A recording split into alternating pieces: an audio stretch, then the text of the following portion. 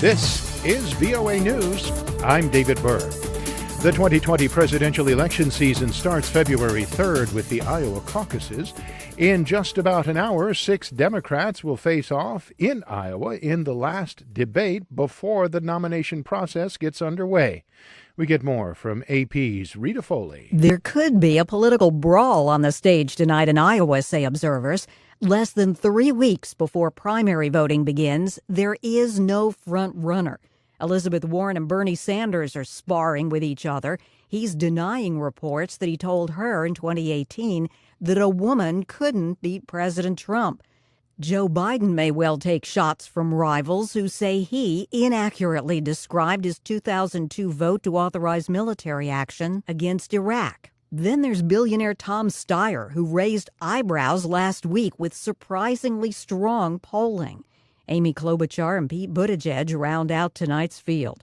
Rita Foley, Washington. Senate Majority Leader Mitch McConnell says President Donald Trump's impeachment trial will start next week. We get more from AP's Sagar Meghani. The House is set to vote tomorrow on sending the articles of impeachment to the Senate, which would then launch just the third ever impeachment trial of a president. GOP Chief Mitch McConnell says he's aiming for Tuesday after running into Republican opposition for a plan to simply dismiss the charges. Our members feel that we have an obligation to listen to the arguments. He's also under growing pressure to call fresh witnesses. If you want the truth, you have to have witnesses. You have to have documents. Democratic leader Chuck Schumer says more Republicans are coming around to that idea, though McConnell says it's too early to decide on allowing new testimony. Sagar Meghani, Washington. For more on these stories, visit voanews.com. This is VOA News. Iran's President Hassan Rouhani said Tuesday a special court should be formed to probe the downing of a Ukrainian passenger jet that was mistakenly targeted by Iran forces just after takeoff, killing all 176 people aboard. Adam Reed of Reuters has more. Iran's judiciary have arrested an undisclosed number of suspects for their role in the crash, as anti-government demonstrations triggered by the disaster entered a fourth day. After days of denying blame for the crash, Iran acknowledged on Saturday that it had shot down the plane during a high state of alert, hours after it had fired missiles at US targets in Iraq as retaliation for the killing of Iran's most powerful military commander. Since then, protesters, including hundreds of students, have held anti-government demonstrations, with some being met by a visible and violent police crackdown.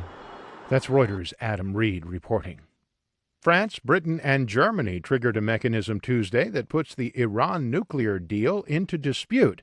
As Reuters' Lucy Fielder reports, if no resolution is reached, it could lead to a return to UN sanctions against Iran. The deal requires Iran to curb its nuclear program, which it has always insisted is peaceful.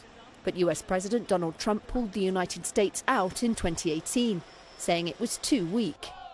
Washington has ramped up sanctions that are severely damaging Iran's economy. Since then, Iran has reduced its compliance, saying the Trump administration's actions give it the right.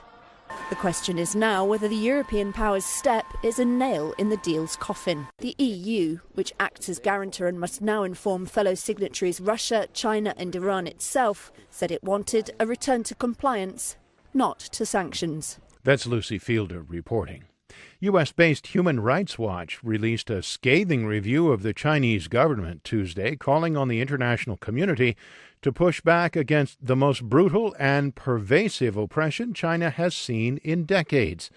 In a video on HRW's website, Executive Director Kenneth Roth condemned Beijing's treatment of Uyghur Muslims in the Xinjiang region. And for the Uyghurs and other Turkic Muslims of Xinjiang, China has imposed the most intrusive system of surveillance the world has ever seen and has detained 1 million people for forced indoctrination. In its 2020 report, the rights group chronicles abuses in 95 countries, but expresses its deepest concern about an emboldened China, saying it's using its growing global economic influence to silence domestic critics and deter condemnation abroad.